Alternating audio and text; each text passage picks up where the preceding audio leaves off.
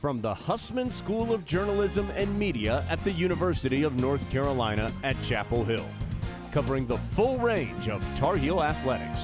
This is Sports Extra.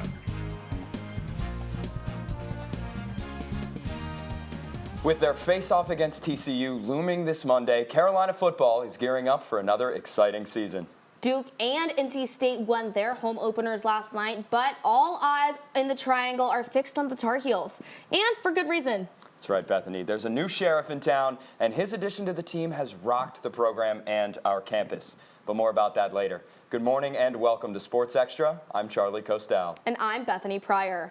Now, Charlie, they announced the starting quarterback, Gio Lopez, the redshirt sophomore from South Alabama. He played in 11 of 13 games for the Jaguars, more than 2,500 yards, 18 touchdowns, 5 interceptions, only 22nd nationally in the season.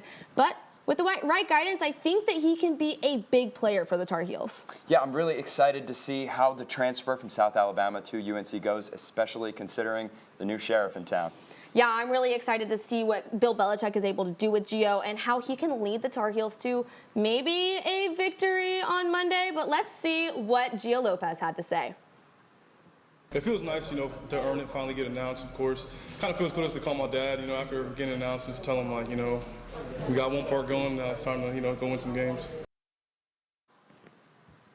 Now we have to address the elephant in the room, the 6-time Super Bowl champion, known to many as the greatest coach of all time. Bill Belichick, better known as Chapel Bill, is UNC football's head coach.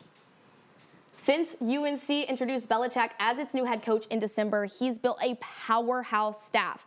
Now, we don't only have one, but 3 Belichicks on this coaching staff. His son, Steve Belichick, took over as defensive coordinator after a strong season at Washington, while Brian Belichick will lead the safeties. On the offensive side, former Browns head coach Freddie Kitchens steps in as coordinator. We'll see how players develop and how they play. And the players who play against TCU have earned that play time, and the players that will have less play time will have an opportunity to take advantage of the play time they get, whether it be in practice or in a game, and change their status. It's certainly a star-studded coaching staff, Charlie. And with so much star power, you have to feel good going into this season. But rebuilding a team from the bottom up, or the top down, if you know what I mean, is no easy feat. And to do it in just 8 months is even tougher. So, in a classic battle between optimism and realism, we're bringing you our official predictions for the Tar Heels this season. Bethany, let's start with the very first game. Chapel Hill takes on TCU right here at Kenan Stadium this Monday. What are you thinking? Charlie, I hate to start off on a negative note, but the Horned Frogs have standout quarterback Josh Hoover returning for his second full season. He has the most passing yards in school history with 3,949. He's one of 4 quarterbacks to average 300 passing yards a game, and he's in the top 10 overall. They were the national runner-up in 2022, and I know fans have high hopes. I hate to be pessimistic about UNC's first game, but I don't think the Tar Heels are going to be ready to beat TCU on Monday. A sour note, but probably a real one. And after TCU, the Heels take on Charlotte, Richmond, and UCF. I think we can both agree that these games should be a breeze, but it's these 3 that will prepare UNC for arguably their toughest test of the year, the number 4 Clemson Tigers. Dabo Swinney has a stacked roster, and I'm just going to be honest, I don't think UNC has a chance. True, Charlie. I do think we got lucky with our ACC schedule this year, though. We're avoiding 2 of 3 top ACC opponents. So I think the next 4 are going to be a breeze. That being said, we said that 2 years ago with Drake May at quarterback, and we lost to UVA. So I'm hopeful we won't have a repeat. What are you thinking? Yeah, both are true. We have the luxury of playing 5 of the ACC's bottom 6 this season. This next stretch, Cal, UVA, Syracuse, and Stanford should be gimmies, but now that I'm thinking about it, I'm going to go ahead and say that we are going to drop one of these 4 games. If UVA can come out of nowhere and take down a Drake May offense, anything can happen. You're right, Charlie. I hate to say it, but you're right. But these 4 games will be really important in preparing Carolina for their 3 in-state rivals, starting with Wake. Now, I'm a firm believer that rivalry games are anyone's, but no matter the talent, but Wake does have a new 6-year transfer, Robbie Ashford, at quarterback. He played at South Carolina, Auburn, and Oregon, all 3 powerhouse schools, but I do think the Heels have what it takes to take down the Demon Deacons. And after that, the one we are all waiting for, the Heels face the Blue Devils. And I think this game, although a rivalry match, will end in Carolina's favor.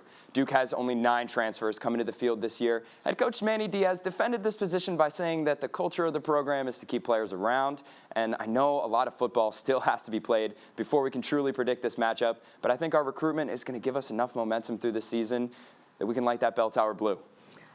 It's about time, Charlie. I don't think I ever could pick Duke in a battle of the Blues, but I do agree. UNC has the talent and the staff to defeat the Blue Devils, but Charlie, the real game that gets me nervous every single year is NC State. As it should, Bethany. I mean, UNC hasn't beat the Pack since 2020. Last year, UNC lost 35-30 in a wild second-half showdown. CJ Bailey was their freshman quarterback at the time, made a lot of key plays. He threw for 318 yards last night against the Pirates, and he just continues to show why he is a threat to lock down. And on offense, I unfortunately think the Heels are going to struggle as well. Aiden White at secondary, helped out by guys like Donovan Kaufman from Auburn, make that backfield a place the Heels will not want to live. So I'm going with the Pack here. I have to agree with you, Charlie. I hate to say it, never seen UNC beat the Wolfpack, but with the new coaching staff, I'm really excited, and I hope that they're ready to compete with the Wolfpack. But all of this buzz, our Sophia Gray and Kate McCullough asked their students about their thoughts on the season. What are your thoughts on Bill Belichick being the head coach this season? I'm really excited. I think he's going to bring a huge change to the program. My parents all hated Patriots fans, so not a big fan of that, but I think he's going to do big stuff to the Carolina program. Coming from a big football family, I think I'm excited to have a lot of hype around it and a lot of excitement for it. I've kind of always disliked him as I kind of hated the Patriots, but now that he's here at UNC, I'm excited to see what he's got for the team. Hopefully the defense will be better. What is one bold prediction you have for this season? I think we're going to win every single game. That's pretty bold. All of them. I think there's going to be a lot of kind of tumult at the beginning of the season. We've had a lot of turnover, so I'm just excited to see how it goes. I think we have a solid shot at beating Clemson this year, honestly. I think we could make that happen. Our recruiting class has been strong. If we play well and they play a little suboptimally, I think we got it. What is your end of season record prediction? I'm going to go 9-3. Sophia and I are here at Kenan Stadium. They are freshly painting the grass for Monday night's nationally televised game. Sophia, how do you feel to be in the stadium right now? I mean, it's just absolutely insane that in just a few days, we're going to see what Bill and his staff have been putting into work for the past few months. We heard what the students think about this, but Kate, what's your opinion on the new coaching staff? Honestly, I'm super excited to see all these big people that were in the NFL kind of bring their leadership skills in. I think it'll really change the team dynamic, and I think we can only go up from here. I mean, I couldn't agree more, especially with the addition of the transfer portal. The NCAA is kind of turning more into a professional league. And if you see right behind us, we do have the student section here. Kate, what's your favorite game day tradition? Honestly, Sophia, my favorite game day tradition is just getting in the Carolina gear. Being around my Carolina people, it feels so surreal to be able to celebrate such an amazing sport with Carolina fans. I couldn't agree more, and I cannot wait for Monday night to come. Now, let's hear what the students have to say about their favorite game day traditions. What is your favorite game day tradition? My favorite game day tradition is leaving the game with my friends and all of us going to Bojangles after the game. I would say my favorite game day tradition is probably tailgates. Just, getting ready, getting hyped with all my fellas, having a good time, and then heading over to the game. So it's always a good time for me. My favorite game day tradition is getting ready with my roommates in the morning and having brunch and then going to the tailgates. Can you show us your touchdown celebration dance? If I ran it in, it'd be this one. Maybe a little bit of groove with the shoulders, all right? What is your ideal halftime show? My ideal halftime show would have to be Snoop Dogg. That's hard because everyone's saying Taylor Swift is going to be like the Super Bowl halftime, but Chris Stapleton probably. I really like him. Probably like SZA. I love her. She's so good. Would you rather be Bill's assistant for a day or have access to his social media for an entire game? I think maybe the assistant for the day. You could probably spend more FaceTime with him, learn what's going on behind the scenes. Social media would be fun too. I think I would have to pick social media. I love running social media. I think it would be super interesting to control that during the game. I think doing the social media because I like taking pictures. I'm just looking forward to getting back into my Carolina gear and cheering on the Tar Heels at Kenan Stadium. While many new prospects are gracing Kenan Stadium this year, some familiar faces in the defensive backfield are set to build on last season. Marcus Allen returns as the veteran at corner, bringing consistency and leadership after starting every game last season. In the slot, Caleb Cost is back, looking to build on the flashes he showed as a young playmaker. And at safety, Will Hardy provides steady experience on the back end, giving the Tar Heels reliability in coverage and run support. Carolina's defense has a strong foundation to lean on heading into 2025. We all know defense was a concern last season, so let's hope a fresh coaching staff and some much-needed reinforcements can jumpstart this backfield. One returner who wasn't sure if he would ever see the field again after a season-ending injury last year. Kate McCullough tells us how quarterback Max Johnson feels about being back on the field. 2024 UNC quarterback number 14 Max Johnson broke his right leg, leaving his femur out of place. Despite going through 5 surgeries, 9 days spent in the hospital, and 6 months of rehab, Johnson persevered, coming back as strong as before. I always believed that I was going to be back, on the field doing what I'm supposed to be doing. So I set my mind on I'm going to be ready for this season, and that's where I am. Johnson said there was a point in time when he thought he was going to lose his leg. His support system of family and teammates helped him return to practice in June. Just the daily grind that kind of helped me get over the mental block, as you would say. I didn't really have just like, I'm not going to be able to ever do this again. Even though it took me a while to start walking, I remember taking my first steps and just being so happy in that moment. Johnson is excited to see the field again. He's proud of how far he has come as he continues to prepare for the season. I think the juice is there. Everybody's excited. Kind of be back in Carolina Blue, a bunch of new faces. So I think we're kind of gelling really well together, and I think it's going to be a great season. Johnson's dream is still to make it to the NFL, just like his dad did. I'm Kate McCullough reporting. Joining veteran Tar Heels like Max Johnson, 70 new transfers have been added to the Carolina roster. Headlining the Tar Heel transfer class is former South Alabama quarterback Gio Lopez. Lopez joined the Heels following a breakthrough season when he averaged 274 yards per game and finished 22nd in the nation.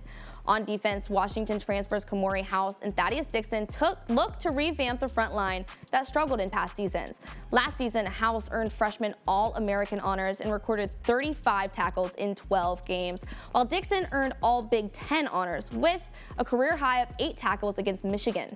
The plethora of experience and skill set has created a lot of buzz around Carolina football as fans eagerly wait to see how it plays out just 3 days from now. Now, these transfers will be making an impact from game 1. I can't wait to see them set the tone for the Belichick era. There's a lot of hype around our transfers, that much is clear, but we can't forget to highlight the new guys coming into town. That's right, Charlie. We've got a lot of depth to discuss. I know there's a guy from close to your hometown, right? Yep, hailing from New Jersey, just like me, Gaetano Bartolomeo, freshman place kicker. He averaged 143 for 145 last season, so I'm very excited to see how Mr. Consistency does with this new roster. Yeah, that's really exciting. We're excited to see new people come in. I'm really excited for Jake Bauer, the freshman linebacker from Pennsylvania. This guy plays all sides of the ball. Last season, he recorded 9 tackles, 3 interceptions, and 3 touchdowns at halfback. Yeah, 90 tackles, I believe it was, for Malvern Prep, and that's right near my high school as well. I know those guys, and they know ball. So I'm very excited to see how he contributes to the roster. Clearly, this season is nothing if not a reboot for the Tar Heels. So analysts Molly Malik and Nicholas Steed are here to give us the breakdown on this year's stars. Nick? Thanks, Charlie. Ahead of the big game, there are 4 players to watch who can make a huge impact this season.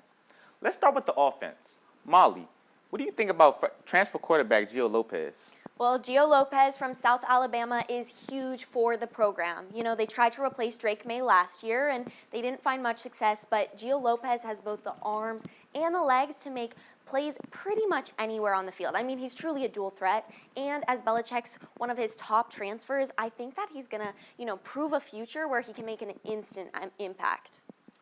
Take a look at the backfield. We know the impact Omarion Hampton had on the offense last year, but I want to take a look at running back Davion Gus, who shared the backfield with first-round pick Hampton last year and made a huge impression as a freshman. Gus is powerful, smooth, and explosive, poised for a breakout season in UNC's revamped offense. All right, we love the offense, but, last season's defense wasn't so hot. I think it's only fair that we spend a little bit of time talking about it, especially since Belichick is such a defensive-minded coach. Nick, do you have any picks for the defense? Be on the lookout for transfer cornerback Thaddeus Dixon from Washington. He brings length, physicality, and veteran experience to this Chapel Hill defense. He already worked under Steve Belichick and already knows pro-level concepts. His football IQ shines in anticipating routes and disrupting pass lanes. Ranked as the #3 defensive cornerback in the transfer portal, Dixon's going to be a game changer for the Hills this season. Absolutely, but you can't forget about transfer linebacker Andrew Simpson from Boise State. You know, he's got NFL level caliber, and I think he's going to be pretty explosive this season. You know, he's going to make a huge impact on the defense, and I think we're going to see it pretty quickly in the season. And don't forget, Simpson was awarded the Buckers Award Watch List, honoring the nation's top linebackers. Absolutely, we've got 4 players, big impacts, and plenty of excitement as UNC heads into this matchup with TCU. Thanks, Nick and Molly. Can't wait to see how key defensive players like Dixon and Simpson do with a very defensive-minded head coach. But Bethany, I think we have to talk a little bit more about this year's running back core. It's always a heartbreak to lose a player like Omarion Hampton, who's so crucial to the program. And even though the starting running back is still a question mark as of now, guys like Davion Gauze really give you hope. I have to agree with you. We saw a lot of production out of him in early season games last year, and with a whole year of development under Bill Belichick's lead, there's no telling what value he could have. Specifically against Charlotte last year, where he took 16 carries for 105 yards and a touchdown. I'm very excited to see where this season takes him. I'm really excited, too, to see what Davion does, but not only that, we have plenty of depth in our running back slot. Benjamin Hall from Michigan had the opportunity to work under 2 Michigan head coaches. He had some great guidance before his Tar Heel debut, and now under Freddie Kitchens, we're excited to see what he can do. Yeah, but I'm still not quite sure. I think we need a second opinion. Yes, that's right. Let's toss it over to Alden to hear his hot takes on UNC's upcoming season. Thanks, Bethany. This season kind of makes me think of Christmas Eve as a child. You're waiting around, you don't know if you've been naughty or nice, if you're going to get a lump of coal or a good present, but I think UNC is going to get a great present this year. Starting off with my first hot take, I think our wide receiver core is a really strong spot for UNC, one of the best in ACC. The reason why, I think Jordan Shipp is going to be one of our strong spots at the wideout. Here he is. It's a wide receiver screen. He catches the ball. He's big, strong, and fast. Think me, and then think the complete opposite. That's Jordan Shipp. You can pause it right there. He's an absolute stud. Next one, it agrees with Miss Molly Malik earlier. Gio Lopez is great. He's going to have an immediate impact. Reason why, I think he likes to run. So I think Lopez is going to lead the ACC in QB rush yards. Here he is in a read option formation. We're going to see this formation a lot. They send the jet sweep. The running back, he can either hand it off or fake it. He fakes it because the edge rusher bit, and there he goes for 50 yards. He's super fast. Nobody's catching him. We're going to need to see that if we want UNC to be good. And last but not least, I think UNC makes the ACC title game. I know this might be the hottest take of all, like you're leaving the stove on and you're leaving your home, but I truly believe it's going to work out. I think Bill Belichick is going to bring the Patriot way to Carolina Blue, so Carolina Blue might just be the new Patriot Blue. But guys, what do you guys think about my hot takes? They're a little spicy. Alden, I love the optimism, and I know you're a betting man, so I'm going to put it in a bettor's point of view. Clemson is plus 110 to win the ACC title. That's the highest since 2022 when it was also the Tigers, minus 140. Now, these odds are pretty steep. What do you say to that? I mean, fair point, Charlie, but I think UNC at the plus 1,200 odds to make the ACC title game, it's a value bet. I think we got to go all in. Maybe I'm being a homer. I don't know. Alden, I don't understand the betting terms, I'm going to be completely honest, but not only is Clemson number 4 overall, but Miami is number 10, SMU is number 16, so there's a lot of competition in the ACC this year, and I just don't think UNC will be able to hang. That's all right. I mean, I have faith in the Hall of Fame coach that he'll pull through for us. Thanks, Alden. Now we'd like to take it back to analyst and resident NFL expert Molly Malik for the happenings on the pro fields. Molly?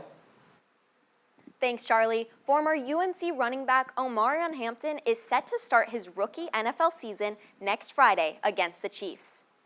Hampton ran for more than 1,500 yards and 15 touchdowns in back-to-back seasons as a Tar Heel and was Carolina's only first-round draft pick in 2025.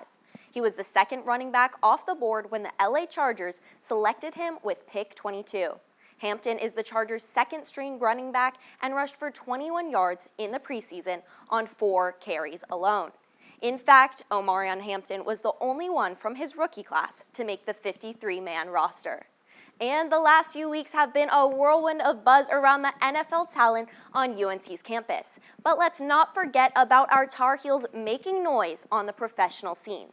Some notable Tar Heels in the NFL include Josh Downs at wide receiver for the Colts. For the Cowboys, we've got Javonte Williams who's back from injury and ready to make dynamic plays at running back. Then we've got Cole Holcomb, who is a proven starting linebacker and will be making a big impact for the Steelers this season. And not to mention, Drake May is back after an impressive rookie season as the Patriots' starting QB. The players still have the chance to be signed to a practice squad, and one thing we know about our alumni is that they don't give up. Bethany, back to you at the desk. Thanks, Molly. We're really excited to see what they do. I mean, Drake May got married this year. He got married just minutes from where I grew up. So I'm really excited to see what he does and Michael cheer him on from the sidelines. Now let's take a deeper dive into another team this season, taking the season by storm. Reporter Gianna Diamato went to a Carolina girls practice for an inside look on their training. 2, 3, 4, 5, 6, down, out. Good. The Carolina girls are dancing their way into a new football season with rookie dancers and fresh routines to debut on Monday. Every week we have a Zoom meeting where we have learned all 9 dances for that week. It's a bunch of sidelines and 1 timeout dance. From tryouts in April, the dance team practices throughout the summer. With a big season coming up, they've had to work harder than ever to prepare, and they have the energy for it. I'm especially excited for this year because Bill's coming in, and there's expected to be a lot of people in the crowd, and I'm super excited for the night games and the energy. After placing 5th in game day and advancing to the semifinals for Jazz at UDA Nationals last season, the Carolina girls have a lot to look forward to in Keenan this fall. There's so much opportunity, not only with nationals and how well we've done there, but also in game day or in like the regular game routines and everything. Just because of Bill coming and it just drawing so much more attention. Obviously, that's more attention on us as well. Belichick's Tar Heels aren't the only team to watch. Watch out for the Carolina girls. We work really hard. We do a lot of stuff behind the scenes that people don't see, and we always try to show up our best. The Carolina girls are bringing the heat to Monday night's game, and they are a force. Catch them here at Kenan Stadium for Monday night's home opener against TCU. I'm Gianna Diamato reporting. But hey, more on the hype surrounding the Tar Heel season. We're here with Carolina girls members Ella Romano and Nicole Allen. Guys, thanks for joining us. Of course. Happy to be here. Well, we have a couple questions prepared for you guys. So first off, walk us through your typical game day. Is there something that you are really looking forward to? What's your favorite part of the day? My favorite part of the day is probably getting hype in the locker room with everyone. We use the lacrosse locker room to get ready and play music, practice our sidelines. It's a great time. Yes, typically we hype each other up, especially in the locker room. And before game day, we start super early with the bell tower walk. And we're super excited because this year we know they're extending all the activities to the quad. And we know the environment's going to be super excited and everyone's really hyped about it. Looking forward to it. Not to ask for any spoilers, but do you guys have anything exciting planned for this Monday? Ooh, our timeout dance is pretty hype. You'll have to wait till the third quarter for that one. Sweet, can't wait. We're really excited to see it, but the last question I have for y'all is, could you guys teach us the sideline? Of course, of course. So you should know this one pretty well, but we'll teach it to you Carolina girls style. It's jump around. So you start with your arms in an L, and then you go hip, hip, around, hip, and circle, and then you do a right hip, a left hip. So it goes jump around, duh, duh, and circle, and hip, hip. Okay. Yes. Round, and hip, hip. I think Charlie and I are ready to go on Monday. I think so too. Right? Well, it's clear that our moves, the hype is set. The Tar Heels are ready to play on Monday, and we're really excited to see them take on the Horned Frogs. That's right, Bethany. We've done a lot of talking about Carolina football this morning, but now we've got nothing to do but sit back, watch, and maybe pray a little. That does it for this edition of Sports Extra. Enjoy Labor Day weekend and tune in next Friday for another preview of an exciting weekend in Carolina athletics.